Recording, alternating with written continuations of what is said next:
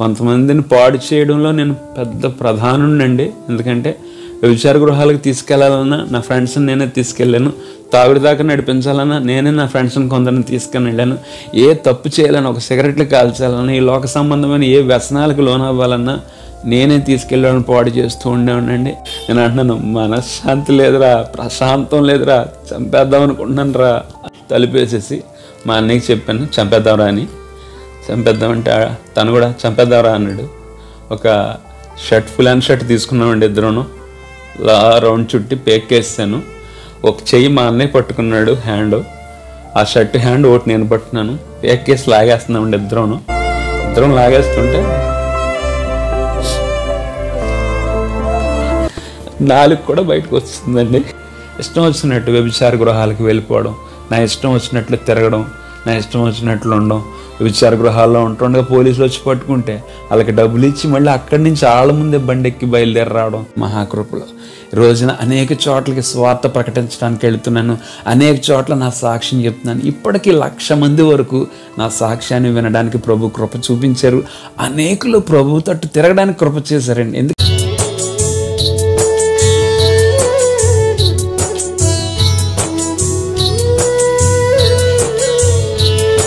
Praise lord అండి. నేను మీ తమ్ముడు జోషిని. ఈ బ్రదర్ సాక్ష్యం అంతా విన్నాక నాకు చాలా కన్నీరు వచ్చిందన్నమాట.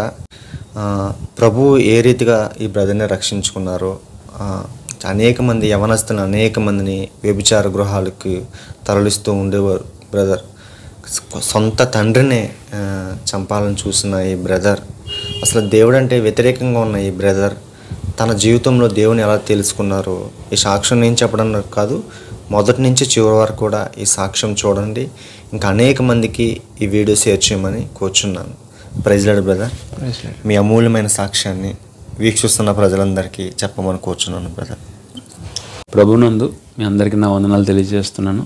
బ్రదర్ జోషికి కూడా నా వందనాలు తెలియజేస్తున్నాను. నా పేరు సురేష్ అండి. నేను ఉంటుంది రాజమండ్రిలో. నా చిన్నతనం అంతా కూడా ఇక్కడ దగ్గరలో గోకవరం మండలం కొత్తపల్లి అనే గ్రామంలో ఉన్నాను. మేము కులానికి వచ్చి దేవాంగులము. మా తల్లిదండ్రులకి 2 సంతానము, నాకు అన్నయ్య కూడా ఉన్నాడు. నా చిన్నతనం అంతా కూడా మా నాన్నగారు జీవితంలో ఎలాంటి ఇన్సిడెంట్స్ జరిగినాయో మీకు క్లుప్తంగా చెప్తాను. ఆ తర్వాత నా యవ్వన కాలంలో నేను ఎలాంటి విషయాల్లో నేను పడిపోయానో, ఫేస్ చేశానో చెప్తాను.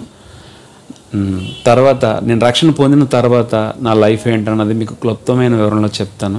దేవాంగులం అనగా బట్టల వ్యాపారం ఎక్కువ వాళ్ళు చేస్తూ ఉంటారు. బట్టలతోనే లింక్ ఉంటుంది.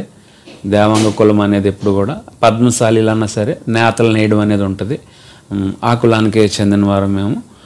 మా చిన్నతనంలో మా నాన్నగారు టైలింగ్ చేస్తూ ఉండేవారు. ఆ తర్వాత బట్టల వ్యాపారం చేస్తూ ఉండేవారు.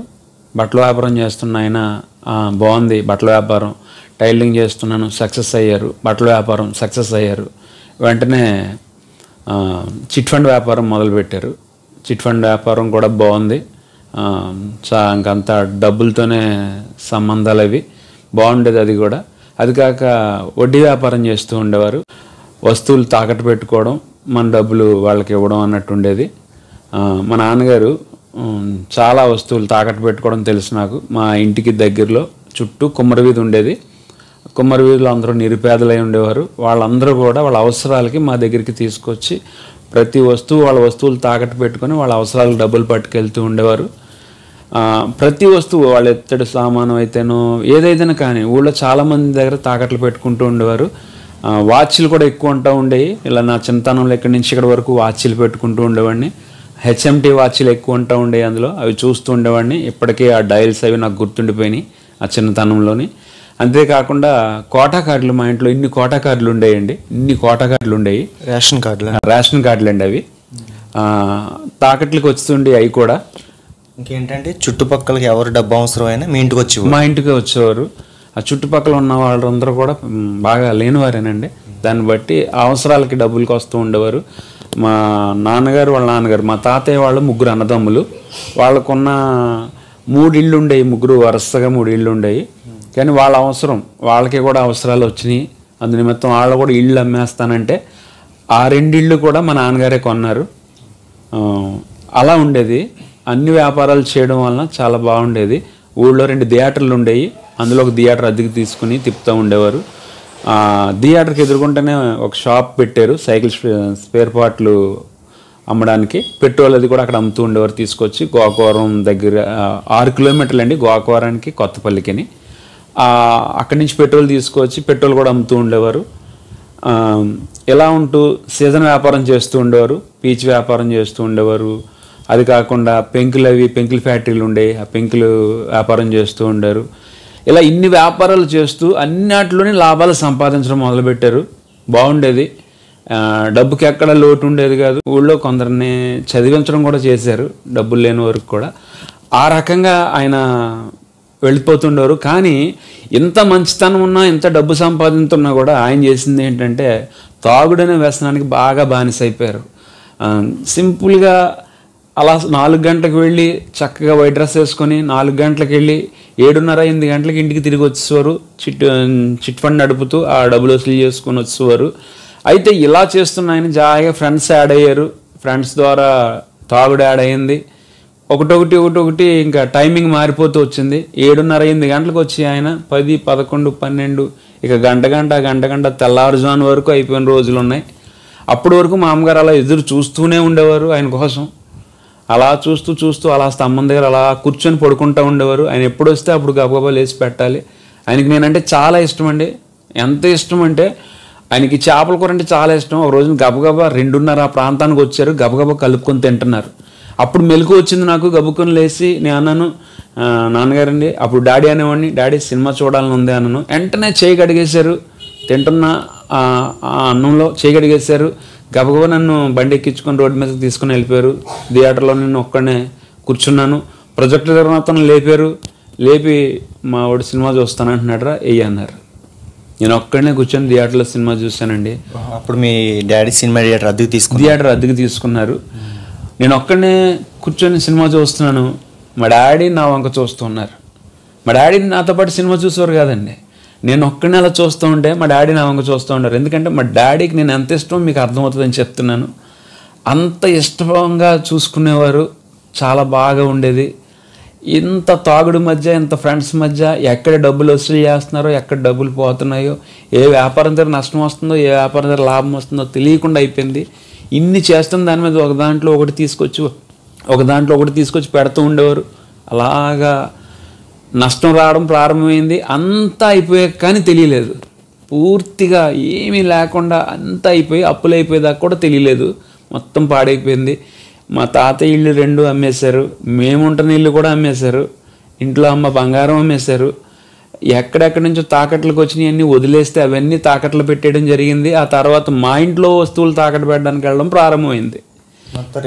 రివర్స్ అయిపోయింది. ఎంతవరకు తాకట్లు పెట్టడం జరిగిందంటే గోడ గడియారంతో సహా తాకట్టు పెట్టేశారు.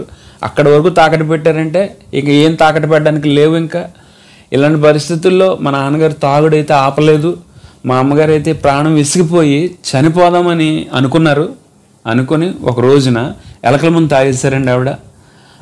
గబగబా తెలిసిన వారు పక్కన ఉన్నారు, మా బంధువులది, గబగబా తీసుకొని హాస్పిటల్కి వెళ్ళారు. అదంతా కక్కించారు, సేవ్ అయ్యారు. అలాగే కొద్ది కాలానికి ఇంకా ఈయన మారట్లేదని చెప్పి మళ్ళీ ఆవిడ సూసైడ్ అటెంప్ట్ చేశారు. ఊరు పెట్టుకోవడానికి వెళ్ళిపోయారు. గడిపెట్టుకొని గదిలోకి వెళ్ళిపోతే గబగబా మా బాబాయ్ వాళ్ళు తలుపులు బద్దలు కొట్టి బయటికి తీశారండి. లేకపోతే ఆ రోజు నాకు నా చిన్నతనంలో నేను అమ్మను కోల్పోయి ఉండేవాడిని. దీని అంతటికి కారణం ఏంటి అంటే తాగుడు. మా నాన్నగారు కేవలం తాగడం వలన ఎంతో హ్యాపీగా ఉండే లైఫ్ అంతా పాడైపోయి పూర్తిగా ఏమీ లేని స్థితికి వచ్చేసాము. కారణం ఏంటంటే తాగుడేనండి, ఇంకేమీ కాదు. మా జీవితాలు చిన్నాభిన్నం అయిపోయినాయి. ఎంతవరకు చిన్నాభిన్నం అయిపోయినాయి అంటే ఆ చిన్నతనంలోనే పెంచలేక నన్నునేమో మా బాబాయ్ ఇంటి దగ్గర వదిలేస్తారు, మా అన్నయ్యనేమో మా అమ్మమ్మ గారి ఇంటి దగ్గర వదిలేస్తారు. ఇద్దరం వేరువేరుగా ఉన్నాము. మా అమ్మ నాన్న ఎక్కడ ఏంటి బ్రతుకు ఎలా సాగించాలన్న ఇదిలో ఇంకా ఆయన తాగుడు ఎలా తాగి ఇంకా అందక ఆయన బుర్ర పాడైపోయి ఊళ్ళో ఉండలేక పరువు పోయిందని చెప్పి ఊర్లో బ్రతకలేక అక్కడి నుంచి వేరే ఊరు వెళ్ళిపోతే అక్కడ ఏమైనా బ్రతుకుతామేమో అనుకొని అమ్మమ్మ గారు ఊరు తీసుకొని వెళ్ళిపోయారు. అక్కడ పాలకొల్లండి వెళ్ళిపోయి ఫ్యాన్సీ కోట్లో 2 నెలలు పనిచేశారు. నేను చేయలేకపోతున్నాను వెనక్కి వచ్చారు. అక్కడి నుంచి మళ్ళీ ఒక హోటల్లో పని చేయడానికి వెళ్ళారు. ఫ్రెండ్ ఎవరో ఉన్నారు హోటల్లో నేను పని చేస్తానని. అక్కడ పని చేయలేక మళ్ళీ వచ్చేసారు. అక్కడి నుంచి రంపచోడవరం దగ్గర పందిరిమాడ అనే గ్రామం ఉంది, అక్కడికి తీసుకుని వెళ్ళారు. అక్కడ కొంతకాలం ఉన్నాము. నన్ను తీసుకెళ్ళి హాస్టల్లో వేసేసారు. మా అన్నయ్య చూస్తేనేమో మా బాబాయ్ ఇంటి దగ్గరకున్నాడు. ఎలాంటి పరిస్థితి ఉండేదంటే ఆ చిన్నతనంలో కావిడి మోయాల్సిన పరిస్థితి వస్తూ ఉండేది దూరం నుంచి. ఎంత బంధువులైనా అన్నీ చూస్తారు కానీ కొన్ని రకాలుగా ఇబ్బందులు ఉంటాయి. అమ్మ నాన్న చూసినట్టు ఎవరు చూడలేరు కదండి. కానీ మరి పరిస్థితులన్నీ తారుమారైపోవడంతో ఒక్కసారి తిరగబడిపోవడంతో ఇలా అయిపోయింది. చెట్టుకొకరం పుట్టుకొకరం పరిస్థితి అయిపోయింది. ఏలూరు వెళ్ళాం, 2 సంవత్సరాలు ఉన్నాం. అక్కడి నుంచి రావడం జరిగిపోయింది. ఏలూరు నుంచి బట్టల వ్యాపారం చేశారు, కత్తెర వ్యాపారం, బాగా డబ్బులు సంపాదించడం అందులో తెలిసింది. పోన్లే ఊర్లోకి వచ్చేసి కొత్త పిల్లలోనే చేసుకుందాం అనుకుని ఊర్లోకి వచ్చేసారు. చేస్తూ ఉండేవారు. అయినా కూడా తాగుడు అనేది మానేవారు కాదు. డబ్బులు లేనంత వరకు బాగానే ఉండేవారు. మళ్ళీ డబ్బులు సంపాదించడం మొదలెడితే తాగుడు మొదలెట్టి పెట్టేసేవారు. కానీ అప్పటికే మా నాన్నగారు 28,000 రూపాయలు అప్పు చేసేసారు. ఇది 1998 ఆ సంవత్సరంలో జరిగింది. బంధువులు ఉన్నారండి, అక్కడ ఉన్నారు బంధువులు. పెద్దనాన్నగారు ఉన్నారు, బాబాయ్ గారు ఉన్నారు. వీళ్ళంతా ఉన్నా కూడా ఎవరు కూడా మాట సాయం చేయలేదు. కానీ మా నాన్నగారు బాగున్నప్పుడు అందరికీ హెల్ప్ చేశారు. కానీ తర్వాత బాగోలేనప్పుడు ఆయనకి ఏ హెల్ప్ దొరకలేదు. ఆయనకి దొరికిందల్లా ఆయన బెస్ట్ ఫ్రెండ్ ఒక ఆయన ఉన్నారు, నాకు టైలింగ్ నేర్పించిన ఆయన, ప్రకాష్ గారని. ఆయనే మాకు ఎప్పుడైనా బియ్యం లేవని తెలిస్తే ఆయనే బియ్యం వేయిస్తూ చూసుకుంటూ ఉండేవారు. ఒక్కోసారి గమనింపు లేకపోతే ఇబ్బంది పడుతూ ఉండడం జరుగుతూ ఉండేది. చాలా ఇబ్బందిగా ఉండేది. ఒక రోజున స్కూల్కి వెళ్ళి వచ్చేసరికి మా అమ్మగారు వంట చేయడానికి లేదు. అప్పుడు చిన్నపిల్లలం, రాగానే స్కూల్ నుంచి రాగానే 4 గంటలకు తినేసేవాళ్ళం కదండి. తినేసి మళ్ళీ ఆడుకోవడానికి వెళ్ళిపోవడం చేస్తూ ఉండేవాళ్ళం.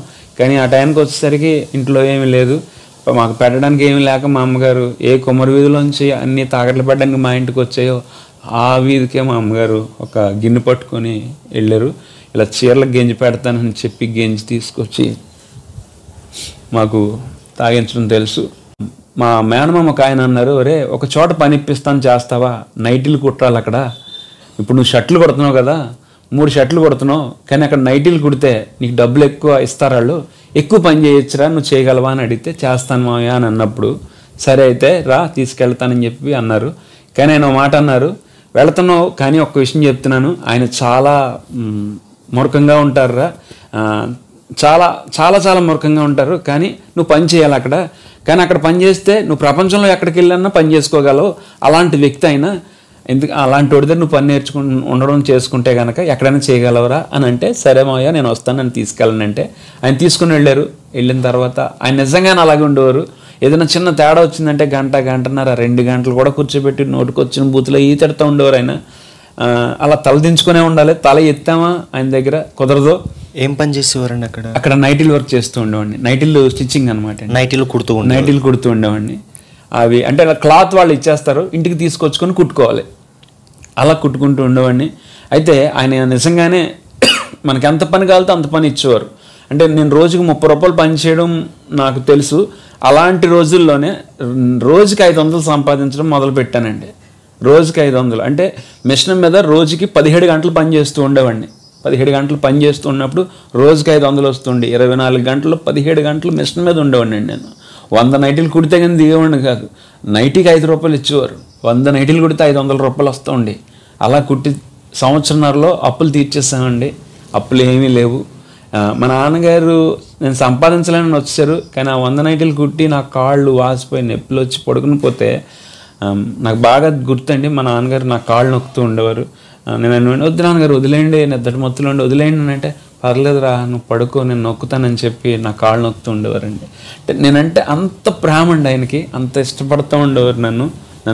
అంటే నేను కష్టపడుతున్నానన్న ఇది ఒకటే తప్ప ప్రేమకైతే లోటు ఉండేది కాదు. చాలా ప్రేమించేవారు నన్ను. కానీ సంపాదన ఇలా పెరిగేసరికి 30 రూపాయల నుంచి 500 రూపాయల సంపాదన పెరిగేసరికి తలకి బాగా పొగరు పట్టేసినట్టు అయిపోయానండి. ఎంత పొగరు పట్టినట్టు అయిపోయానంటే అమ్మ నాన్నని కూడా చూసేవాడిని కాదు, నోటుకొచ్చిన బూతులు తిడుతూ ఉండేవాడిని. ఎందుకంటే సంపాదించనన్న గర్వంతో నాకు ఎవరు అడ్డు చెప్పినా కూడా నోటుకొచ్చిన బూతులు తిడుతూ ఉండేవాడిని. ఆ వయసులో అలా చేస్తున్నప్పుడు వాళ్ళని ఏమనలేక బాధపడుతూ పక్కకు వెళ్ళిపోతూ ఉండేవారు. అంత గర్వంతో ఉండేవాడిని, పొగరగా ఉండేవాడిని. ఎవరికి కూడా ఎవరినైనా హేళన చేయడం, ఎక్కిరించడం, ఎవరికి కూడా వాల్యూ ఇవ్వకపోవడం, ఏదో ఏదో ముఖస్థుతి కొరకు అంటారు కదా, అలా ఏదో ఎవరైనా ఎదురుపడితే నమస్తేనండి అని చెప్పడం, వెనకెళ్ళి వెళ్ళి వాళ్ళ నోటికి వచ్చినట్టు వాళ్ళ గురించి మాట్లాడుకోవడం, ఇలాంటి మనస్తత్వం నా లోపల ఉండేది. ఈ రకమైన మనస్తత్వంతో ముందుకు వెళ్ళిపోతూ ఉండేవాడిని. ఏ తాగుడి చేత అయితే ఇల్లు గొల్లైపోయిందో, ఏ తాగుడి చేత అయితే మా నాన్నగారిని అలాగా అప్పులు చేసి ఊరోజులు పారిపోతున్నాడని అందరూ అనాల్సిన పరిస్థితి వచ్చిందో, ఏ తాగుడి చేత ఊరూరు తిరగాల్సి వచ్చిందో, అదే తాగుడు మా నాన్నగారు మానేసి మూలను కూర్చున్నాక నేను తాగుడు మొదలు పెట్టేశానండి. అసలు అదంటేనే నాకు అసహ్యం అనుకున్న నేను ఎంతవరకు తాగడం మొదలు పెట్టానంటే అండి, తాగి రోడ్ల మీద పడిపోతూ ఉంటే తీసుకొచ్చి ఇంటి దగ్గర మా ఫ్రెండ్స్ పడేస్తూ ఉండేవారండి. ఇక్కడ ఇంటి దగ్గర పడేస్తే ఇంటి దగ్గర తెలియని మత్తులో వాంతులు చేసేసుకుంటే అదంతా కడిగి మా అమ్మ ఏడుస్తూ ఉంటే నేను పొద్దున్న లేస్తూ అనేవాడిని, అమ్మ ఇంకెప్పుడు అలా చేయనమ్మా అని మాట అనేవాడిని. మళ్ళీ రాత్రికి నా జీవితం మామూలే. పొద్దున మట్టుకు చెప్తూ ఉండేవాడిని, అమ్మ అలా చేయనమ్మా అని. అరే చేయకురా, మీ నాన్నగారి వల్ల నేను చాలా బాధపడ్డాను కదరా, నువ్వు కూడా ఇలా చేస్తావేంటరా అని అంటున్నప్పుడు, అమ్మ నేను చేయనమ్మా అని అనేవాడిని. రాత్రికి వెళ్ళి అదే పని చేసేవాడిని. అయితే అది ఇంకా ఎలా అయిపోయిందంటే దాగా తల పొగర ఎక్కువైపోయింది. సిగరెట్లు కాలుస్తూ రాత్రి అంతా డాబా మీద కూర్చునేవాడిని, సిగరెట్లు కాలుస్తూ ఉండేవాడిని. ఎందుకు కాలుస్తున్నానో కూడా నాకు తెలిసేది కాదు. కాలుస్తూ కూర్చునేవాడిని, తెల్లవారులు అలాగే కూర్చునేవాడిని. ఎందుకు అలా కూర్చుంటున్నానో నాకే తెలిసేది కాదు. తాగుతూ కూర్చునేవాడిని, ఎందుకు అలా తాగుతానో కూడా నాకు తెలియదు. ఈ రకమైన ఇబ్బంది నా ఇంటికి నేను కలగజేస్తూ వచ్చాను. అలాంటప్పుడు మా నాన్నగారు పలుమార్లు నాకు తాగద్దురా వద్దురా అని చెప్తుంటే ఒకరోజు బాగా కోపం వచ్చింది. ఏంటి, ఇతను తాగి ఇతను వచ్చినట్టు ఎంజాయ్ చేస్తాడు కదా, ఇప్పుడు నేను తాగుతుంటే నన్ను వద్దంటాడేంటి అని చెప్పి, సరే ఎక్కడో తాగుతున్నాను కదా ఇలా అంటున్నావు, నువ్వు ఈ ఇంటికి తీసుకొచ్చి ఇంట్లో తాగుతాను, ఏం చేస్తావో చూస్తానని చెప్పి ఇంటికి తీసుకొచ్చి ఆయన ముందు తాగుతూ ఉండేవాడినండి. వాళ్ళు ఏమనలేక, ఏమన్నంటే బూతులు తిడుతున్నానని చెప్పి, అమ్మ నాన్న గౌరవం లేకుండా ఇష్టం వచ్చినట్టు చేస్తున్నానని చెప్పి వాళ్ళు ఏమనలేక బయట కూర్చొని ఏడుస్తూ ఉండేవారు. అలా తాగి అక్కడ ఆ గదిలోనే పడుకుని పోతే ఆ బాటిల్స్ అవి తీసి మా అమ్మ నాన్న పడేసి బాధపడుతూ ఉండేవారండి. పొద్దున్న లేసి అలా ఉండకూడదని అనిపించేది, కానీ సాయంత్రం అయితే మళ్ళీ తాగేయాలనిపిస్తూ ఉండేది. రోజు మా నాన్నగారు, రే ఎందుకురా అలాగా, నా మాట వినరా అని చెప్తుంటే నాకు చాలా కోపం వచ్చిందండి. ఈయన మానేశాడు కదా, అందుకే నాకు ఇలా నీతి కబుర్లు చెప్తున్నాడు కదా, ఇతనే తాగితే నన్ను ఏమండ కదా అని చెప్పి ఏ తాగుడైతే మా నాన్నగారు మానేశారో అదే తాగుడు మళ్ళీ ఆయనకి తాగి పెంచాలని చెప్పి ఇదే చేతులతో తీసుకొచ్చి బాటిల్స్ ఇచ్చానండి. ఇస్తే 1-2 సార్లు తీసుకోలేదు ఆయన. తర్వాత ఆయనకున్న వ్యసన అలవాటుని బట్టి తీసేసుకోవడం మొదలుపెట్టారు. ఎలా అయిపోయిందంటే, మా నాన్నగారి వల్లే మా అమ్మ సఫర్ అయిపోయిందంటే, నా వల్ల మా నాన్నగారు ఇద్దరం కలిసి తాగుతూ ఉంటే ఇల్లు ఎలా ఉంటుందో చూడండి. మా అమ్మకి బంగారం చైన్ చేయించాను, ఒక ఉంగరం చేయించాను. ఇవన్నీ కూడా చేయించి మా అమ్మని చాలా బాగా చూసుకోవాలి. మా నాన్నగారి చేతిలో ఓడిపోయింది లైఫ్, కానీ నా చేతిలోకి వచ్చేసరికి అలా ఉండకూడదని చేయించిన నేనే మళ్ళీ ఒకటి తాకట్లు పెట్టడం మొదలుపెట్టానండి. తాగుడు అలవాటుతో మొత్తం మళ్ళీ ఇంట్లోంచి మళ్ళీ ఏముంటాయి తాకట్లకి వెళ్ళిపోయినాయి. ఏమీ లేని స్థితి మా నాన్నగారు ఆయాంలో జరిగిందే నా జీవితానికి వచ్చేసరికి కూడా జరిగిపోయింది. మా నాన్నగారికి వివాహం అయిన తర్వాత జరిగిపోయింది. నాకు ఏ వివాహం అవ్వకుండానే ఏం అవ్వకుండానే అన్నీ తాగుడు అలవాటు అయిపోయింది. ఇష్టం వచ్చినట్టు వ్యభిచార గృహాలకు వెళ్ళిపోవడం, నా ఇష్టం వచ్చినట్లు తిరగడం, నా ఇష్టం వచ్చినట్లు ఉండడం. వ్యభిచార గృహాల్లో ఉంటుండగా పోలీసులు వచ్చి పట్టుకుంటే వాళ్ళకి డబ్బులు ఇచ్చి మళ్ళీ అక్కడి నుంచి ఆళ్ళ ముందే బండి ఎక్కి బయలుదేరి రావడం, నా ఇష్టం వచ్చినట్లు అడ్డు ఆపులేని జీవితం జీవించి ఉండండి. అలా జీవిస్తూ ఉంటుండగా మా నాన్నగారిని డబ్బులు ఇద్దరికి తాగడానికి సరిపోక మా నాన్నగారు గోదావరి గట్టు దగ్గర సన్యాసులు ఉంటారండి, వాళ్ళ దగ్గర గంజాయి ఉంటుంది. గంజాయి వాళ్ళ దగ్గరికి వెళ్ళి బ్రతుకులాడుకొని కాల్చడం మొదలుపెట్టేశారు. ఆ గంజాయి కాల్చుతుంటే ఏమైందంటే ఆయనకు తలకు బాగా పట్టేసి బుర్ర పాడైపోయి పిచ్చోడు అయిపోయారండి. అయిపోయి ఆయన ఏం చేస్తున్నారో ఆయనకు తెలియని స్థితికి వచ్చింది. ఏంటి ఇలా చేస్తున్నాడు ఈయన, ఇలా ఉంటుందండి పరిస్థితి అని చెప్పి కోపం వస్తూ ఉండేది. కానీ చుట్టుపక్కలకి వెళ్ళి అప్పులు అడగడం, వాళ్ళందరూ నన్ను తిట్టడం, ఏలనగా మాట్లాడడం చాలా కోపం వచ్చేస్తూ ఉండేది. ఎలాగా ఈయన ఏం చేయాలరా, ఏం చేస్తే బాగుంటుందని చెప్పి చాలా కోపంగా ఉండేది. కానీ నేను వచ్చేసరికి ఆయన ఉండేవారు కాదు. ఒకరోజు నేను వచ్చేసరికి ఆయన ఇంట్లో ఉన్నారు. ఉండేసరికి సీరియస్గా వెళ్ళిపోయి కోపమే కొట్టానండి. పళ్ళుమని కొడితే కింద పడిపోయారండి. ఆయన పడిపోతే గబుక్కులు వేసి పారిపోతుంటే మళ్ళీ కాలర్ పట్టుకొని ఇష్టం వచ్చినట్టు కొట్టేసి, అప్పులు చేస్తావా, నీ ఇష్టం వచ్చినట్టు అందరిని అడుగుతావా, నీ కారణంగా నా పరువు తీస్తావని చెప్పి చిత్తకొట్టి పారేశానండి గట్టిగా. కొట్టేస్తే పారిపోయారండి ఆయన. ఎంత అలాగంటే నేను ఆయన్ని చాలాసార్లు కొట్టేశానండి. ఎన్నిసార్లు కొట్టినా కూడా ఆయన ఒక్కసారి కూడా నా మీద తిరగబడ్డం కానీ నన్ను తిట్టడం కానీ ఏమీ చేయకుండా పారిపోతూ ఉండేవారండి. నన్ను కన్న తండ్రి పారిపోయి ఒక 6 నెలల పాటు అక్కడక్కడ పడుకొని ఆటోల్లోనూ ఎక్కడెక్కడో రోడ్ల మీద పడుకొని ఇష్టం వచ్చినట్లు ఆయన జీవితంలో అన్నీ కోల్పోయిన వాళ్ళు అయిపోయారు. దానికి కారణం ఎవరంటే నేనేనండి. ఎందుకంటే ఏ తాగుడైతే ఆయన మానేశారో అదే తాగుడు ఆయనకు మత్తు అలవాటు చేసి ఆ మత్తుకు డబ్బులు ఇవ్వక ఆయన గంజాయి కాల్చి బుర్ర పాడైపోయిన తర్వాత ఆయన స్థితికి వెళ్ళిపోయారండి. చల్లో బట్టలు లేకుండా ఎక్కడెక్కడో పడుకొని బట్టలు మాసిపోయి చాలా దర్జాగా బ్రతికిన ఆయనండి. ఇస్త్రీ బట్టలు లేకుండా బట్ట వేసుకోలేని ఆయన్ని 6 నెలల పాటు ఆ ఒక్కరి చేతతోనే రోడ్ల మీద పడుకునేలా చేసిన దుర్మార్గుండండి నేను. ఆ రకంగా చేశాను నేను. కన్న తండ్రిని అలా చేశాను.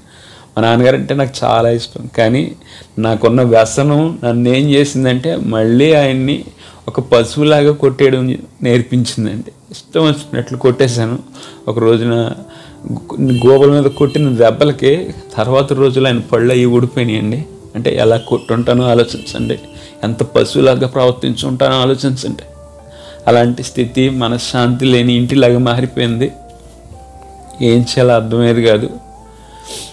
ఒక రోజున రోడ్ల మీద అక్కడెక్కడ పడుకుంటున్నారని చెప్పి అన్నప్పుడు ఒక రోజున మా ఇంటికి రావడం జరిగిందండి. ఆయన వచ్చేసరికి అనుకున్నాను ఈయన రోడ్ల మీద కనబడితే రోడ్ల మీదే చంపేద్దాం అనుకున్నాను.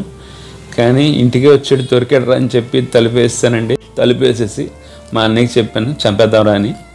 చంపేద్దామంటే తను కూడా చంపేద్దాంరా అన్నాడు.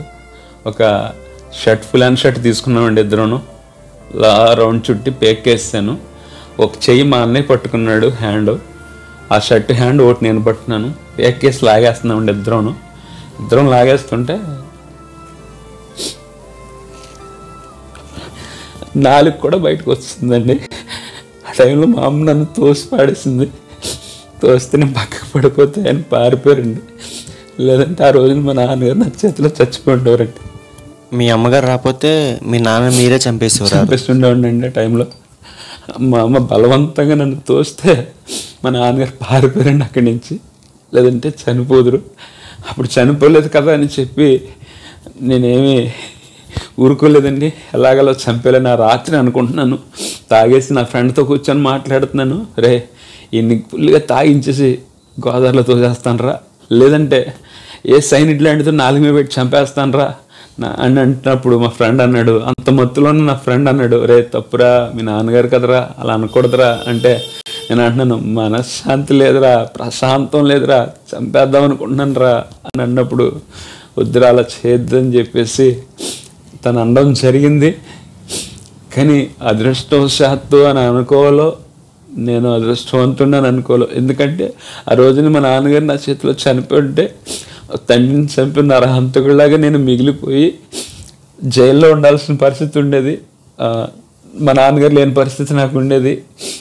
అలాంటి స్థితి నుంచి నిజంగానే ఇప్పుడు చెప్తాను, దేవుడే తప్పించడేమోనని. మీరు చంపేస్తారన్న భయంతో మీ తండ్రి ఇంటికి రాకుండా బయట తిరుగుతూ ఉన్నారండి? పారిపోయారండి. పారిపోయి అక్కడక్కడ పడుకుంటూ ఉండేవారు. చాలా బాధ అనిపించేది. ఇప్పుడు తలంచుకుంటే అనిపిస్తూ ఉంటుంది. నా కన్న తండ్రి, నన్ను ఎంతో ఇష్టంగా చూసిన తండ్రి. చెప్పాను కదండి ఇందాక, అంత ఇష్టమైన కూర తింటూ కూడా చేయగడుక్కొని నన్ను అర్ధరాత్రి గంటలు తీసుకెళ్ళి నేను సినిమా చూస్తుంటే నా ముఖం చూస్తున్న నా తండ్రి నేనే చంపేద్దాం అనుకున్న స్థితికి నేను వెళ్ళిపోయానంటే ఎలాంటి పరిస్థితికి దిగజారిపోయామో మీకు అర్థమవుతుంది. అలాంటి పరిస్థితుల్లో ఒక 2 నెలలు గడిచిన తర్వాత ఎందుకో మా నాన్నగారు మామూలు మనిషిగా అయ్యి వచ్చారండి. ఆయన ఈ మధ్యలో ఈ గ్యాప్లో కూడా ఒకసారి వైజాగ్ మెంటల్ హాస్పిటల్కి కూడా తీసుకెళ్ళానండి. నేను తీసుకెళ్ళి అక్కడ జాయిన్ చేసి వచ్చామండి. కానీ మేము జాయిన్ చేసి వచ్చాం కానీ ఆ గోడలు సెంటర్ చేయలు గోడల్లాగా చాలా ఎత్తుగా ఉంటాయండి. గేట్లోంచి ఎవరో బయటికి వెళ్ళడానికి ఉండదు. అలాంటి గోడ ఎక్కేసి దూకేశారండి ఆయన. దూకేసి మేము రాకముందే మళ్ళీ ఇంటి దగ్గర ఉన్నారు వచ్చేసి. ఏం చేయాలో అర్థమయ్యేది కాదు. మళ్ళీ నేను వైజాగ్ వెళ్ళాను. వెళ్ళి ఇలా వచ్చారని అంటే మందులు వాళ్ళు ఇచ్చారు. ఆ మందులు తీసుకొచ్చి ఇస్తూ ఉంటే ఆ మందులు వేసుకునేవారు, బయటికి వెళ్ళి ఊసేస్తూ ఉండేవారు. నేనంటే భయంతోనూ ప్రేమతోనూ నేను ఉండగా మింగేవారు. నేను లేకపోతే మా అమ్మగారిని ఊసేస్తూ ఉండేవారు. అప్పుడు మా అమ్మగారు అనేవారు, అరే నువ్వే ఉండేరా, మీ నాన్నగారు ఊసేస్తున్నారా అని అనేవారు. ఆ రకంగా లక్కీగా ఎందుకనో ఆయన మైండ్ సెట్ అయింది, బాగా ఉన్నారు, తాగుడు మానేశారండి, అంత బాగుంది అనుకున్న టైంలో సరిగ్గా నాకు 21వ సంవత్సరం వచ్చింది. ఆ వయసులో నేను అన్నాను పెళ్లి చేసుకుంటానని. అప్పటి వరకు ప్రేమ వ్యవహారాలు అలా అంటూ తిరుగుతూ నా జీవితాన్ని సినిమాలకి అంకితం చేసేస్తూ ఒక్కొక్క సినిమా 100 సార్లు చూసేస్తుండే పిచ్చోళ్ళగా ఇష్టం వచ్చినట్లు ఉండేది నా లైఫ్ అంతా కూడా. నాకు ఎవరు అడ్డు చెప్పేవాళ్ళు లేరు, అడ్డు చెప్పడానికి కూడా ఎవరు ఉండేవారు కాదు. ఎందుకంటే నాకున్న కోపానికి పొగరికి నన్ను ఎవరు కూడా అడ్డు చెప్పేవారు కాదు. నా ఇష్టం వచ్చినట్లు నేను బ్రతుకుతుండేవాడిని. కొంతమందిని పాడు చేయడంలో నేను పెద్ద ప్రధానుండండి. ఎందుకంటే వ్యభిచార గృహాలకు తీసుకెళ్లాలన్నా నా ఫ్రెండ్స్ని నేనే తీసుకెళ్ళాను, తాగుడు దాకా నడిపించాలన్నా నేనే నా ఫ్రెండ్స్ని కొందరిని తీసుకొని వెళ్ళాను. ఏ తప్పు చేయాలని, ఒక సిగరెట్లు కాల్చాలన్నా, ఈ లోక సంబంధమైన ఏ వ్యసనాలకు లోనవ్వాలన్నా నేనే తీసుకెళ్ళాలని పాడు చేస్తూ ఉండేవాడినండి. అయితే నాకు నా చిన్నతనంలోనే నాకు బొల్లు మచ్చలు వచ్చినాయండి. తెల్లగా మచ్చలు అక్కడక్కడ వచ్చేసినాయి. ఈ చేతుల మీద ఇప్పుడు లేవు, దేవుని కృపలో నిజంగానే తగ్గిపోయినాయి. ఇక్కడంతా లేవు, కాళ్ళ మీద కొద్దిగా కనబడతాయి కానీ చేతుల మీద కానీ మొక్క మీద కానీ ఎక్కడ లేదు. అలా చిన్నతనంలో నాకు మచ్చలు ఉండడంతో నేను రాజమండ్రి హల్లు రామలింగ హాస్పిటల్లో హోమియో మెడిసిన్ వాడేవాడిని అండి. వాడుతూ ఉంటుండగా నేను అక్కడ మందులు తీసుకోవడానికి వెయిట్ చేస్తున్నాను. ఇలా ఒక ఆయన వచ్చారు. వచ్చి బాబు నీ ఇబ్బంది ఏంటి అని అడిగితే నాకు మచ్చలు ఉన్నాయండి, బొల్లు మచ్చలు, వీటి కోసం మందులు వాడుతున్నానండి అన్నాను. అంటే అయ్యా నేను ప్రార్థన చేస్తాను, నీకు తగ్గుతుంది, ప్రార్థన చేయమంటావా అని అడిగారండి. దాని విలువ నాకు తెలియదండి అప్పుడు. నేను సరే చెయ్యండి, ఏదైతే ఏంటి చెయ్యండి అని అన్నాను. అయితే ఆయన అన్నారు, మీ చేతికున్న తాడు ఉంది కదండి, కాశీ తాడు ఉంది కదా, ఈ తాడు తీసేయండి అన్నాడు. తీసేయండి అనగానే నాకు కోపం వచ్చింది దాని మీద. ఇదెందుకు తీయమని అడుగుతున్నావు నువ్వు, వెళ్ళిపోయి ఇక్కడి నుంచి నాకే ప్రార్థన చేయగలదు నువ్వు అన్నానండి. వెళ్ళిపోయారు. ఒక రోజున ఏలూరులో ఉంటుండగా మా ఫ్రెండ్ వాళ్ళ అమ్మగారు చర్చికి వెళ్ళేవారు. ఆవిడ అన్నారు, బాబు నీకు బొల్లి మచ్చలు ఉన్నాయంట కదా, మా అబ్బాయి చెప్పాడు అని అన్నారు. అవునంటే ఉన్నాయంటే, అయితే ప్రార్థన చేసిన నూనె ఇస్తాను, రాసుకుంటావా, తగ్గుతాయి అన్నారు. అలాగేనండి ఇవ్వండి అన్నాను. ఇవ్వండి అంటే సరే అని చెప్పి, అయితే ఫ్రైడే రా బాబు ప్రేయర్ చేసేస్తాం మీకు అన్నారు. శుక్రవారం నేను వెళ్ళానండి వాళ్ళ ఇంటికి. వాళ్ళు సరిగ్గా వాళ్ళు ప్రార్థన చేసి నాకు నూనె ఇస్తున్నారు. ఇచ్చే టైంలో ఆ వీధిలో శ్రీరామనవమి పందిరది వేశారు. అప్పుడు వాళ్ళు ప్రసాదాలు అవి పంచుతూ ఉంటారు కదండి, అలా ఇంటింటికి పంచుతున్నారు. అక్కడికి వచ్చి నేను ఇలా బాటిల్ తీసుకుంటున్నాను ప్రార్థన, ఇలాగా వాళ్ళు ప్రసాదం పెడుతున్నారు, ఇలా తీసుకున్నానండి. తీసుకుంటే ఆవిడ అన్నారు, అది తీసుకోకూడదు బాబు అన్నారు. నాకు వెంటనే కోపం వచ్చింది. ఇది తీసుకోకూడదు అంటారేంటి, తీసుకోండి అయితే నాకేం అవసరం లేదు అని చెప్పి వాళ్ళు ఇచ్చిన బాటిల్ ఇచ్చేసి ప్రసాదం తినుకొని వచ్చాను. చిన్న వయసు అండి నాది, కానీ వాళ్ళు మాట్లాడుతున్న మాటలు నాకు నచ్చేవి కాదు. దేవుని గురించి చెప్పే విధానం అది కాదనిపించింది నాకు. ఎందుకంటే ఇప్పుడు తెలుస్తుంది నాకు. ఇప్పుడు ఒక వెలుగుని గురించి ప్రకటిస్తే చీకటి గురించి ప్రకటించాల్సిన అవసరమే లేదు. వెలుగుని గురించి చెప్పుకొని వెళ్ళిపోతే సరిపోతుంది. యేసయ్య అందుకే నా సిలువను గూర్చిన వార్త నశించుచున్న వారికి వెర్రితనము, రక్షించబడుతున్న వారికి మట్టుకు శక్తి అయి ఉంది, కానీ అది చెప్పాల్సిన విధానం అది కాదని అక్కడ ప్రభువుని అంగీకరించాక నాకు తెలిసిందండి. ఎందుకంటే ప్రభువుని అంగీకరించిన తర్వాత నేనే ఒక 30 మందిని ప్రభువులోకి నడిపించుకున్నాను. 30 మంది నా ద్వారానే రక్షణ పొందారు. ఎందుకంటే నా బ్రతుకు మారడం చూశారు వాళ్ళు. నేను ఎలా తిరిగేవాడినో, ఎలా త్రాగుబోతున్నా ఉన్నానో, ఎలాంటి వ్యసనాక్రాంతున్నాయో నా గురించి తెలిసిన వాళ్ళు నా బ్రతుకు మారడంతోనే వాళ్ళు నన్ను చూసి మారడానికి ఇష్టపడ్డారండి. అప్పుడు దేవుని మాట వాళ్ళకి నేను చెప్పడం మొదలుపెట్టాను. ప్రియ దేవుని బిడ్డలారా, ఆ రకంగా నా లైఫ్లో కొన్ని ఇన్సిడెంట్స్ జరుగుతూ వస్తూ ఉన్నాయి. అలాంటి స్థితి నాది, అలాంటి పరిస్థితుల్లో ఉండేవాడిని. 21వ సంవత్సరం వచ్చిన తర్వాత మా పెద్దనాన్నగారు మనవరాలు, అక్కగారు అమ్మాయి, నేను పెళ్లి చేసుకుంటానని నేనే చెప్పాను. తన్ని చేసుకుంటానని చెప్పినప్పుడు మా అమ్మ నాన్న అందరూ వెళ్ళి అడగడానికి వెళ్ళారు. వాళ్ళు నిరుపేదలండి, వాళ్ళకి చాలా ఇబ్బంది ఉండేది. కానీ వాళ్ళు అప్పటికే దేవుని నమ్ముకొని ఉన్నారు. మా అమ్మ నాన్న వీళ్ళు అడగడం జరిగింది. అడగగానే వాళ్ళు అన్నారు, మీకు మాకు కుదరదు, ఎందుకంటే మేము ప్రభువుని అంగీకరించున్నాం, మీరు కుదరదు, మీకు మాకు కుదరదు అని చెప్పారు. చెప్పినప్పుడు మా అక్క, పిల్లకి పెళ్ళి చేయలేము మనము, ఏ రకంగా పెళ్లి చేసే స్తోమత మనకు లేదు, దానికి చీరలు కూడా కొనలేము, మన పరిస్థితి అది, కోరి వచ్చిన వాళ్ళు పెళ్లి చేసుకుంటాన్నప్పుడు కాదనద్దు దయచేసి అని చెప్పి వాళ్ళ ఇంట్లో ఒప్పించి పెళ్లి చేశారండి. కానీ అప్పటి వరకు నేను ఒక త్రాగుబోతున్నాను కానీ తిరిగిపోతున్నాను కానీ నా ఇష్టం వచ్చినట్టు నేను బ్రతుకుతానని కానీ పెద్దలంటే ఏమాత్రం గౌరవం లేకుండా ఉంటానని కానీ ఎవరికి తెలియదండి. నా చీకటి బ్రతుకు అదంతా. పైకి అంతా మంచివాడినే, అమ్మ నాన్న చూసుకుంటాడు, రాజమండ్రి వెళ్ళాడు, చక్కగా పని చేస్తాడంట, ఇదొకటే తెలుసు అందరికీ. కానీ నా చీకటి జీవితం ఎవరికీ తెలీదు, అలాగే ఆ అమ్మాయికి కూడా తెలీదు. పెళ్ళి అయిపోయింది. పెళ్ళైన మరుసటి రోజు నుంచి నా లైఫ్ ఏంటో అమ్మాయికి తెలిసిపోయింది. నేను ఎలాగ తిరుగుతానో, ఎలా తాగుతానో, ఎలాంటి అమ్మాయిలు పిచ్చానో ఇదంతా ఆ అమ్మాయికి తెలిసిపోయింది. ఏడుస్తూ ఉండేది, చాలా చిరాకు అనిపిస్తూ ఉండేది, పెళ్ళి ఎందుకు చేస్తున్నానో అనిపించేది, వదిలేద్దాం అనిపిస్తూ ఉండేది. అయితే వాళ్ళ అమ్మ నాన్న వచ్చేవారు ఒక నెలకు ఎప్పుడో, అమ్మ ఎలా ఉన్నావు అంటే ఏడుస్తూ ఉండేది వాళ్ళ దగ్గర. ఏడుస్తున్నప్పుడు ఏమైందమ్మా అంటే తిన చెప్పలేకపోతూ ఉండేది. కానీ వాళ్ళకు మంచి సజెషన్ ఇచ్చి వెళ్తూ ఉండేవారండి. వాళ్ళు ఇచ్చిన సజెషన్ ఏంటంటే, ఏదేమైనా ఇదే నీ ఇల్లు, నువ్వు ఇక్కడే ఉండాలి, నువ్వు బాధపడినా బాగుపడినా బాగు చేసుకున్నా ఇక్కడే ఉండి నువ్వు బాగు చేసుకోవాలి తప్ప నువ్వు ఇంటికి రావడానికి కుదరదు అని చెప్పేశారండి. తను ఏనాడు కూడా నోరిప్పి నేను ఇలాంటి వాడిని ఈనాటికి చెప్పలేదండి. నేను సాక్షి రూపంగా చెప్పినప్పుడే మా అత్తయ్యకి మామయ్యకి నేను ఇలాంటి వాడిని తెలుసు, కానీ నేను నోరిప్పి చెప్పనంత వరకు నా భార్య ఎంతవరకు చెప్పలేదు. మీ ముందు మీ భార్య గారు ఎప్పుడన్నా ప్రార్థన చేసుకుంటాం చూసారండి? లేదండి, తను ఎప్పుడు కూడా ప్రార్థన చేయలేదు. ఎందుకంటే అన్నాను అలా ఎందుకన్నానంటే, వాళ్ళు నామకార్థమైన భక్తులు ఉన్నారండి. అప్పుడు నామకార్థమైన భక్తే ఏంటంటే సినిమాలు చూడడం మానడం కానీ ఇలాంటి విధానాలు ఏమి ఉండేవి కాదు వాళ్ళ దగ్గర. మామూలుగా చర్చికి వెళ్తూ ఉండేవారు, వచ్చేవారు తప్ప వాళ్ళలో ఎలాంటి మార్పులు లేవు. వాళ్ళలో కూడా ఏదో కొన్ని నిర్ణయాలు ఉన్నాయి తప్ప వాళ్ళ దగ్గర ఇంకా ఎలాంటి మార్పులు వాళ్ళ దగ్గర కూడా లేవు. పూర్తిగా విశ్వసించలేదు వాళ్ళు కూడా.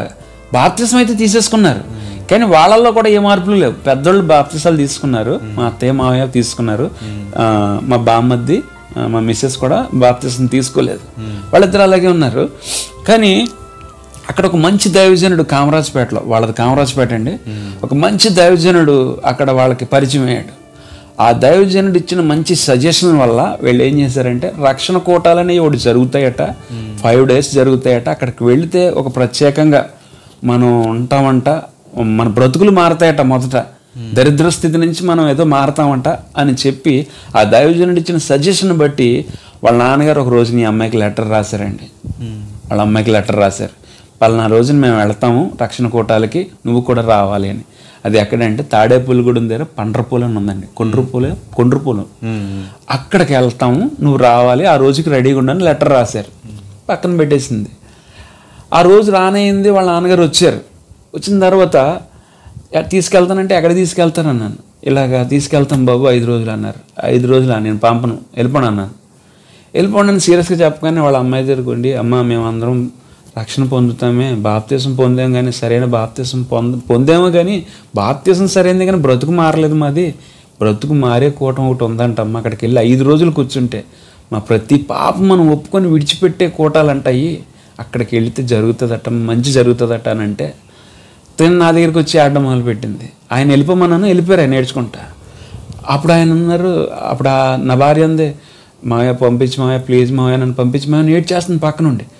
ఏంటంత అలా ఏడ్ చేస్తుంది, సరే ఎన్ని రోజులు అన్నాను. 5 రోజులు అంది. అయితే పని చేయి, మనసులో అనుకున్నాను 5 రోజులు హ్యాపీగా ఉండొచ్చు, ఇంటికి రాగానే ఏడు మొక్కని చూసి పని లేదు మనకని చెప్పి నేనే బండి ఎక్కించుకొని దేబెట్టానండి రైల్వే స్టేషన్కి. అప్పుడు ఇంకా ట్రైన్ ఎక్కలేదు, తీసుకెళ్ళి దింపాను, వచ్చాను. నా 5 రోజులు ఫుల్ ఎంజాయ్. ఇంకా నాకు పెళ్ళి కాకముందు నేను ఎంత ఫ్రీడమ్గా ఉన్నానో అంత ఫ్రీడమ్గా తిరిగాను. ఎవరో మా అమ్మ నాన్న కూడా నన్ను ఎవరో కోచింగ్ చేయరు, ఇన్ని గంటలకు వచ్చేవేంటి అన్ని గంటలకు వచ్చేవేంటి అని అడగరు. నా ఇష్టం వచ్చినట్లు గడిపాను. 5 రోజులు అయిన తర్వాత అమ్మాయి వచ్చింది. అప్పటి వరకు చిన్న చేతికి ఏదో గొడవ పడుతూ ఉండేది, ఏదో డిస్కషన్ అవుతూ ఉండేది, ఏదో జరుగుతుండేవి. కానీ ఆ 5 రోజులు అయిన తర్వాత తను వచ్చిన తర్వాత తన తీరు వేరండి. ఎంత ప్రత్యేకమైన తీరు చూశానంటే, నేను ఒక అన్యున్నప్పటికి నేను ఎంత ప్రత్యేకమైన తీరు చూశానంటే, అప్పటి వరకు నాతో సినిమాలకు వచ్చేసేది, అప్పటి వరకు నాతో టీవీ కూర్చొని చూస్తూ ఉండేది, అప్పటి వరకు ఏదో చిన్నదానికి పెద్దదానికి ఏదో గొడవలు జరుగుతూ ఉండేవి. అప్పటి నుంచి సైలెంట్ అయిపోయిందండి. 5 రోజులు కోటాలకి వెళ్ళి వచ్చింది, సైలెంట్ అయిపోయింది. నాతో ఎలా ఉండేదంటే, నువ్వేం చెప్తే అది అన్నట్టు ఉండేది అంతే. అలా పక్కన కూర్చొని కళ్ళంటే నీళ్ళలా కారుతుండి, ఎందుకు ఏడుస్తున్నావు అనివ్వండి. ప్రార్థన చేసుకుంటున్నాను మాయా అనేది. ప్రార్థన చేసుకుంటే ఏడాలా అని, అది కూడా ఏలాకోవడమే. నాకు ప్రార్థన చేసుకుంటే ఏడాలా, చెప్పు దేవుడికి వెళ్ళి చెప్పుకుంటున్నావుగా చెప్పు, దానికి ఎందుకు ఏడుతున్నావు అని ఏళన చేసి ఎటకారం చేస్తే వెళ్ళిపోతూ ఉండేవాడిని. కానీ ఒకరోజు నాకు 24 గంటల నొప్పి వచ్చిందండి. ఆపరేషన్ చేయాలన్నారు, నొప్పి వచ్చింది బాగా.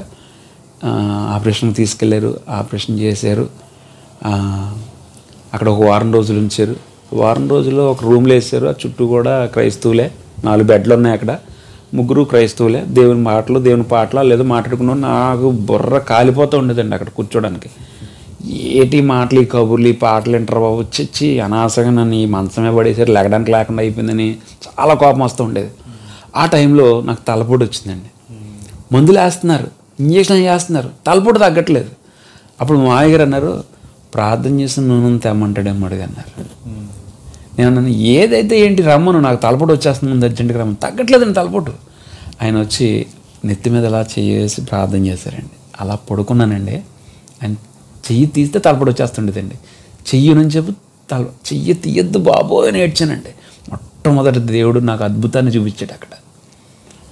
నిజంగానే నాకు అద్భుతం అండి. ఎందుకంటే ఆ బాధ నేనే అనిపించిన నాకే తెలుస్తుంది. ఇటు తలపోటుగా అలా అయిపోవాలంటే అయిపోతూ ఉండదండి అలాగ అక్కడ. అప్పుడు అర్థమైంది. సరే ఇంటికి వచ్చాము. ఇంటికి వచ్చిన తర్వాత అప్పటి వరకు నా భార్య అంటే నాకు ఒకలాంటి వదిలేద్దాం, విడిచిపెట్టేద్దాం అన్నట్టు ఉండేది. ఎందుకు ఆ వారం రోజులు నాకు చేసిన పరిచర్య నాకు అలా అనిపించలేదు. అప్పుడు నన్ను ఒక అమ్మలాగా చూసుకుంది. అందుకే ఈ రోజుకి నేను అమ్మనే పిలుస్తాను, అమ్మ అని పిలుచుకుంటాను. నా భార్యని అమ్మలా చూసుకుంటాను ఇప్పుడు. అయితే వచ్చిన తర్వాత తను అందే, మాయా ప్రార్థన చేయొచ్చు కదా నాతో పాటు అందే. ఏంటి అన్నాను. టీవీ చూస్తున్నాను. అప్పుడు ప్రార్థన చేయొచ్చు కదా మాయా నాతో పాటు అంటే, ప్రార్థన అంటే ఏంటి నాకు తెలియదుగా అంటే, నేను చెప్తాను అది చెప్పు మాయా అందే. ఎలా చెప్పాలి అంటే, ఇంకో నేను చెప్తాను కదా అలా చెప్తే సరిపోద్ది, ఇంకంతకు మించి ఏం చేస్తాలా నువ్వు అని చెప్పి, మరి నేను ఎలా చేయాలంటే, మోకాళ్ళ మీద ఉండాలి మాయా అంది. నిల్లు మోకాళ్ళు వేసాను. అంటే తను నాకు చేసిన పరిచయం బట్టి తను ఏం చెప్తే చేయాలనిపిస్తుంది నాకు. మోకాళ్ళు వేసి ప్రార్థన చేయంటే ఏం చేయాలంటే నేను చెప్తున్నాను, తప్పులు చేశాను క్షమించు ప్రభువా అని అడుగు అంది. తప్పులు చేశాను క్షమించు ప్రభువా అడిగాను. తను ఇంకా చెప్తుంది. ఆ వర్డ్స్ నాకు ఇప్పుడు చెప్పడానికి నిజానికి జ్ఞాపకం లేదు, కానీ చెప్తుంది. తను చెప్పినట్టు నేను చెప్తున్నాను వెనకాలండి. చెప్తుంటే కళ్ళు మూసుకుంటే సహజంగా చీకటి కనబడుతుంటుంది.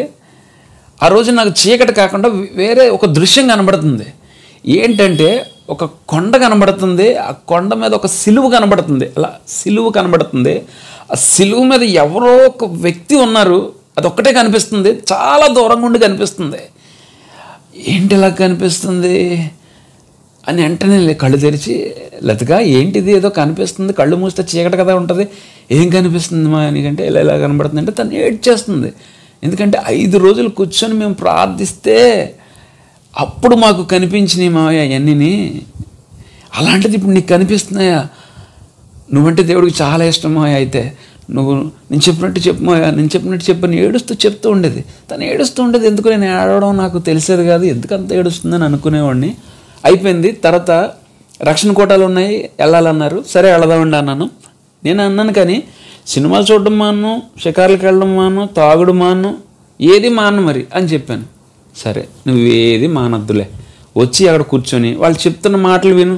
నీకు ఒకవేళ మానేయాలనిపిస్తే అప్పుడు మానేద్ది, కానీ లేదు కంటిన్యూ చేయాలనుకుంటే చెద్ది, కానీ ఏదైతే చెద్ది కానీ రా అని చెప్పి నన్ను రక్షణ కోటాలు తీసుకుని వెళ్ళారండి. వెళ్ళి అక్కడ పెద్ద ఆవిడ ఒక ఆవిడ ఉన్నారు, నిర్మలమ్మ గారు. ఆవిడ నా తల మీద చేయి వేసి ప్రార్థన చేస్తున్నారు. చాలా ఏడుస్తూ ప్రార్థన చేస్తున్నారండి. ఎందుకంత ఈవిడ ఎలా ఏడుస్తుంది అని నేను కళ్ళు తెరిచి కింద నుంచి అలా చూస్తున్నానండి.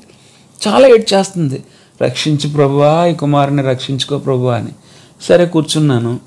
ప్రార్థన చేసుకోమంటున్నారు. నాకేం తెలియట్లా, కూర్చున్నాను. చర్చికి వెళ్ళడం నాకు తెలియదండి. అప్పటికి వెళ్ళి కూర్చున్నాను. వాళ్ళు చెప్తున్నారు. ఒక ఆయన అన్నారు, అందరిని నమ్ముకున్న రక్షణ లేదు, కానీ యేసుక్రీస్తుని నమ్ముకుంటే నీకు రక్షణ ఉంది, పరలోకం వెళతావు నువ్వు అని చెప్తున్నారండి. నిజమా? ఇదంతా నిజమేనా అని అనిపించిందండి. కానీ వాళ్ళు చెప్తున్న మాటలు, అక్కడ వారితో పాడుతున్న పాటలు, వారు చూపిస్తున్న ప్రేమ, ముఖ్యంగా ఏంటి ఇంత తెలియని వ్యక్తి, నేను ఎవరో వాళ్ళకి తెలియదు, కానీ నేను తింటున్న ప్లేట్ తీసేసుకుంటున్నారు, వాళ్ళే కడిగేస్తున్నారు, నాకు టీ ఇస్తున్నారు, టీ గ్లాస్ తీసేస్తున్నారు. మీరు ఏం వద్దండి, ప్రార్థన చేసుకోండి చాలు, మీకు అన్నీ మేము చేస్తామని ఎంతోమంది పిల్లలు వెనకాలండి చాలామంది సర్వీస్ చేస్తున్నారండి. అక్కడ 152 మంది మేము రక్షణ కూర్చుంటే మమ్మల్ని తీసుకొచ్చిన వారు ఒక 500 మంది ఉన్నారండి అక్కడ. వాళ్ళకి వేరే పక్కన కూర్చోబెట్టి ప్రార్థనలు చేపిస్తున్నారు, పక్కన కూర్చోబెట్టి కూడికలు జరిపిస్తున్నారు, ఉద్యోగ కోటాలని బోర్డు పెట్టి వాళ్ళకి. ఇటు 500 మంది, ఇటు 150 మంది, 52 మందికి మొత్తం అందరికీ వంటలు వండి వార్చేసి, పాలు కాలితే పాలు, వేడి నీళ్ళు కాలితే వేడి నీళ్ళు, ఏది కాలితే అది డాక్టర్ని అక్కడ పెట్టారు. ఎవరికైనా టాబ్లెట్లు కావాలితే, ఇంజక్షన్లు కావాలితే ఎంతో ప్రేమగా చూస్తున్నారు.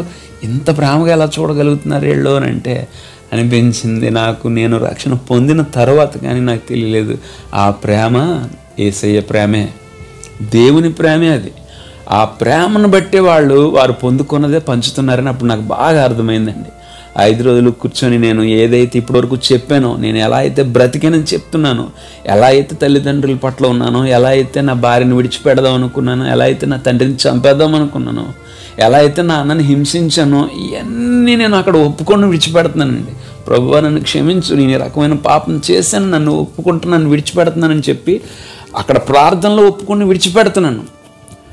ఒకటి నాకు విడిచిపెడుతున్నప్పుడు హాయ్ అనిపిస్తుంది నాలోంచి. నిజంగానే నేను ఒప్పుకొని, ప్రభువా నీ నామంలో నేను ఒప్పుకుంటున్నాను అన్నప్పుడు నాలోంచి నిజంగానే అది బయటకు పోతుందని అనిపించింది.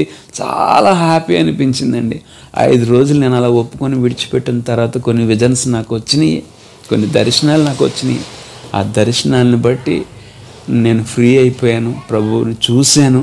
అంటే ప్రభువుని ఇప్పుడు చెప్పగలుగుతున్నాను. ఆ దర్శనాల్లోనైతే ఒక తెల్లని వస్త్రాలు వేసుకున్న ఒక ఆయన్ని నేను చూశాను. 2 చేతులు ఆయన ఇలా చేయి చాపి ఎత్తైన ప్లేస్లో నుండి 2 చేతులు చాపి రమ్మని పిలవడం నాకు తెలిసింది. ఆయన పిలవగా గబగబా పరిగెట్టుకుంటూ వెళ్తే నన్ను ఇలా కౌగిలించుకోవడం నాకు తెలుసు. నన్ను తీసుకొని, నాకు బైబిల్ అప్పుడు తెలియదండి, నిజానికి తెలిసి మాట్లాడుతున్నాను అనుకోవడానికి. నిజానికి అప్పుడు నాకు బైబిల్ అంటేనే ఏమో తెలియదు, బైబిల్లో ఉన్నవేంటో కూడా నాకు తెలీదు. ఒక చక్కని రోడ్లు ఉన్నాయండి, ఆయన నన్ను పట్టుకొని తీసుకెళ్తుంటే నాకు ఆ దర్శనం కనబడుతుంది. అవి బంగారపు షైన్లో ఉన్నాయి. ఆ రోడ్లు గుండా నన్ను తీసుకెళ్తున్నారు. చాలా కాంతి ప్లస్ అదంతా ఎలా ఉందంటే మంచుతో కమ్ముకున్నట్టు ఉన్నదండి ఆ ప్రాంతం అంతా కూడా. ఆ కాంతి ఫుల్గా ఉంది, మంచుతో కమ్మినట్టు ఉంది. ఆ ప్రాంతంలోకి అలా నన్ను తీసుకొని వెళ్ళి అక్కడి నుంచి ఒక పెద్ద గుమ్మం ఉంది. ఆ గుమ్మంలోకి నన్ను తీసుకొని వెళ్ళిన తర్వాత ఆ గుమ్మంలోకి వెళ్తే అక్కడ ఒక పెద్ద సింహాసనం ఉందండి. దర్శనం కనబడుతుంది నాకు. ఆ దర్శనాన్ని చూస్తూ నేను అన్నాను, ప్రభా నాకు ఆ దర్శనంలో చెప్తున్నానండి, ప్రభా నాకు పరలోకం చూడాలని లేదు ప్రభా, ఎందుకంటే చనిపోయిన నిన్ను నమ్మని ప్రతివారు నరకంలో ఉన్నారు, నీ యందు విశ్వాసం ఉంచని ప్రతివారు నరకంలో ఉన్నారని చెప్తున్నారు ఇక్కడ వీళ్ళు చెప్పిన మాట ఎంతవరకు నిజమో నాకు తెలీదు. నువ్వు నిజంగా అదే నిజమైతే నన్ను అది తీసుకెళ్ళవా, నాకు అక్కడ చూపించవా అని అడిగానండి. అడిగితే ఆ దర్శనంలో ప్రభు నా చేయి పట్టుకొని తీసుకొని ఒక ప్లేస్కి తీసుకెళ్ళారండి. ఆ ప్లేస్లోని 2 కొండల నడుమ అగ్ని పక్క మండుతుంది. అక్కడికి నన్ను తీసుకొని వెళ్తూ ఉంటుండగా అందులోంచి కొన్ని ఆర్తనాదాలండి, మనుషులు కాలిపోతే అలా అరుస్తారో అలాంటి అరుపులు అందులోంచి వినబడుతున్నాయి. వెంటనే నేను చెవులు మూసుకొని, ప్రభా నేను చూడలేనిది, నేను చూడలేను, నేను వినలేనని ఆ దర్శనం అలా చెవులు మూసేసుకున్నానండి. వెంటనే ఆ దర్శనం నాకు కనుమరుగైపోయింది. అప్పుడు నేను వెళ్ళి ఇలా అక్కడ ఉన్న దైవజనులకు చెప్పాను, నాకు ఈ రకంగా వచ్చింది అని. వెంటనే నాకు, సరే నువ్వు పక్కన కూర్చో, నీకు ప్రభు దర్శించారు, నీ హృదయం ఎలాగుందని మొదట అడిగారండి వాళ్ళు. చాలా తేలిగ్గా నెమ్మదిగా ఉందండి. అప్పటి వరకు పొగరగా గర్వంగా మాట్లాడిన నేను ఆ మాట తీరు మాట్లాడాలని అనిపించలేదు. అక్కడి నుంచి చాలా మౌనం అయిపోయాను. ఎవరితోని మాట్లాడక నేను ఉండిపోయిన మౌనం. ఒకప్పుడు హేళన చేసిన నా మాట తీరుతో ఇలా మౌనంగా ఉండిపోవడం చూసి అనేకులు నన్ను చూసి ఆకర్షించబడ్డారు, ప్రభువులోకి వచ్చారు. ఈ రోజుకి 30 మంది వరకు నా బంధువులు, నా చెల్లెళ్ళు, నా పెద్దనాన్నగారు అబ్బాయి అయితేనో, అన్నయ్య పిల్లలు, వాళ్ళ అల్లుళ్ళు అందరూనండి, మా పెద్దమ్మ అయితేనో చాలామంది ఎందరో రక్షణలోకి వచ్చారు. అందరిని బట్టి చాలా సంతోషిస్తున్నాను. నాకు వివాహం అయిన తర్వాత 2 పాపలు పుట్టారండి. మొదటి పాప 6 నెలలు వరకు ఏ ప్రాబ్లం లేదు. 6 నెలల తర్వాత జ్వరం వచ్చింది. జ్వరం రాగానే పాపని హాస్పిటల్కి తీసుకెళ్తే హార్ట్లో హోల్ ఉంది, హోల్తో పాటు 4 కంప్లైంట్లు ఉన్నాయి. ఆపరేషన్ చేసినా చనిపోద్ది, చేయకపోయినా చనిపోద్ది అన్నారండి. కానీ 6 నెలల నుంచి 3 సంవత్సరాల వరకు ఈ మధ్యలో 2 సార్లు ఆ పాప ఎక్కి ఏడ్చేసేదండి. నీలం రంగులోకి మారిపోతూ ఉండదు పాప అంతా. ఎక్కి ఏడ్చి ఒక్కసారి అలా ఆగిపోయేది. 2 సార్లు నా చేతిలో చనిపోయిందేమో అని అనుకున్నాను. అలాంటి భయంకరమైన సిచ్యువేషన్స్ అయ్యి దేని మహాకృపలో ఆరోగ్యశ్రీ పెట్టిన తర్వాత పాపకు 3వ సంవత్సరం పూర్తయింది. సికింద్రాబాద్ ఇన్నోవాలో ఆపరేషన్ జరిగింది. ఆపరేషన్ అయిన తర్వాత ఆ పాప పక్కన బెడ్లో ఉన్న పాప చనిపోయిందండి. ఐసీలో ఉన్న పక్క పాప చనిపోయింది. ఆ పాపని బ్యాగ్లో ప్యాక్ చేసి అలా కింద నుంచి అండర్గ్రౌండ్లో తీసుకుని వెళ్ళిపోయారు. పక్క పాప మా పాప దేని మహాకృపలో బ్రతికింది. ఈ రోజుకి డిగ్రీ 2nd ఇయర్ చదువుకుంటుంది. దేవుడు ఎలాగ చేయగలడు, బ్రతుకుల్ని మార్చగలడు అంటే అద్భుతంగా చేసిన దేవుడు అండి. నా తల్లి తండ్రి విషయంలో అంత నష్టం జరిగినా కూడా నేను ప్రభువుని అంగీకరించిన తర్వాత నా తల్లి తండ్రి కూడా రక్షణ పొందారు. ఎలా అంటే మా అమ్మ నాన్న కాళ్ళు పట్టుకుని బ్రతుకులాడి ఉండండి. ఇంటికి వచ్చిన తర్వాత రక్షణ పొందింది. ఇంటికి వచ్చాక నాన్నగారండి, అమ్మ మీరు రక్షణ పొందాలి, చర్చికి రావాలి, నరకమైనది ఉంది, భయంకరమైన పరిస్థితి, అది మనం అనుభవించలేమని యేసయ్య మన కొరకు సిలువ మాను మీద ఆయన అంత శ్రమను అనుభవించారంటమ్మా. ఇది నిజం, బైబిల్లో ఉంది. నేను కొన్ని దర్శనాలు చూశాను, ఇది నాకు తెలుసు, నాకు అర్థమైన విషయాన్ని మీకు చెప్తున్నాను, రావాలని చెప్పినప్పుడు అమ్మకి బంధుప్రీతి ఎక్కువ అండి. అమ్మ రావడానికి ఇష్టపడేది కాదు. నాన్నగారికి మందు మానేసిన సిగరెట్లు కాలుస్తూ ఉండేవారు, ఆయన వచ్చేవారు కాదు.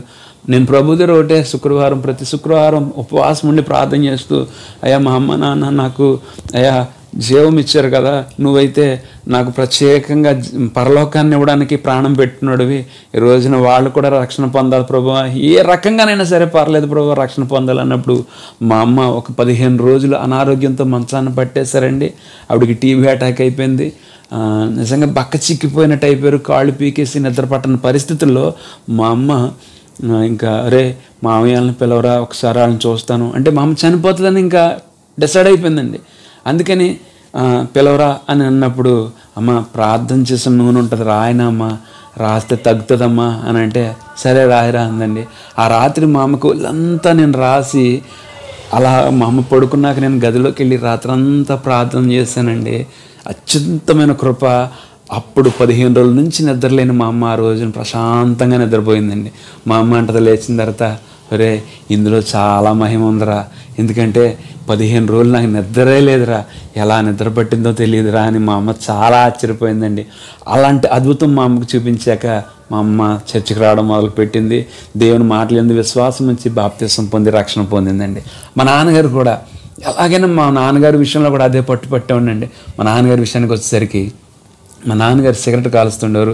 ఆయనకి పొట్ట పట్టేసి ఉబ్బిపోయి ఇంత పొట్ట అయిపోయిందండి. ఆయనకి పొట్ట అయిపోయిన తర్వాత మా అమ్మగారు ఎలా అయితే ప్రభునందు విశ్వాసం ఉంచారో మా నాన్నగారికి కూడా అలాగనే నా లోపల సంతోషం అండి. ఎందుకంటే ఏ రకంగా నేను ప్రభు రక్షించడానికి దారి చూపిస్తున్నారని అర్థమైంది. మా నాన్నగారు ఆ సిగరెట్లు ఎందుకని కాలుస్తారు, తీసి పడేయండి అంటే నువ్వు పక్కబో అని గసిరేసారండి నన్ను. ఆ రోజు పొద్దుమని గసిరేస్తే ఆ రోజు అంతే మా అమ్మగారికి నూనె రాసి ఎలాగైతే ప్రార్థనలోకి వెళ్ళానో మా నాన్నగారికి ఆ మాట చెప్పి ప్రార్థనలోకి వెళ్ళానండి.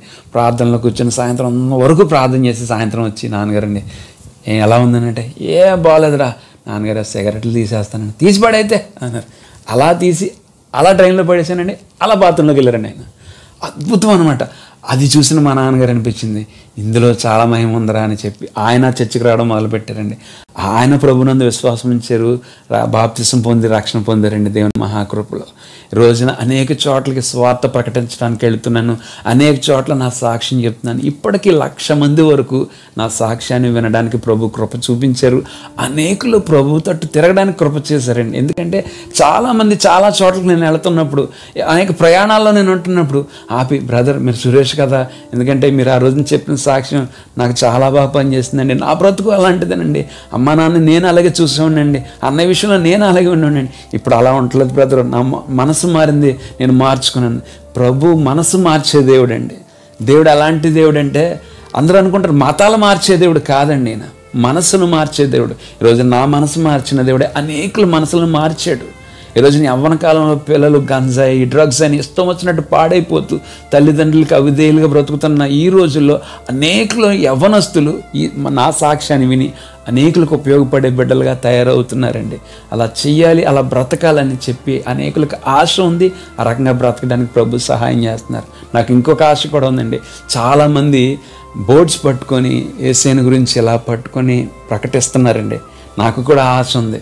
నా ప్రభు కొరకు నా 2 చేతులు ఎత్తి ఆ బోర్డు పట్టుకోవాలని ఉందండి. రాబోయే రోజుల్లో నేను ఆ పరిచర్య కూడా చేయడానికి ప్రభు నాకు సహాయం చేయనుగాక. నేను తప్పకుండా అలా చేయాలని నాకు ఆశ ఉంది. అట్టి కృప ప్రభు నాకు దయచేయనుగాక. ఆమేన్.